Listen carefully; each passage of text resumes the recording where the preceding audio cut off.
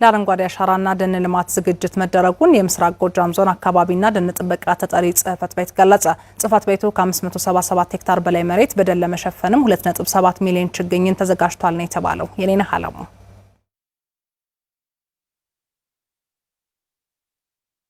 የምስራቅ ጎጃም ዞን የአካባቢና ደን ጥበቃ ተጠሪ ጽሕፈት ቤት በዘንድሮው የአረንጓዴ አሻራ መርሃ ግብር 577 ሄክታር መሬትን በደን ለመሸፈን አቅዶ እየሰራ መሆኑን ገልጿል። ያነደድ ወረዳ የአካባቢና ደን ጥበቃ ተወካይ ቡድን መሪ አቶ ተሾመ ሙኔ በወረዳው የደን ልማትና ከዘርፉ የሚገኘውን ጥቅም ለማሳደግ እየተሰራ መሆኑን ጠቅሰዋል።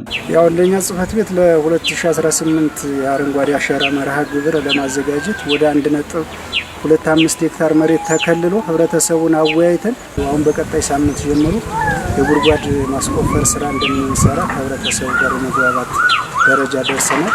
ህብረተሰቡ በደን ልማት መሳተፍ እንዳለበት ጠቁመዋል።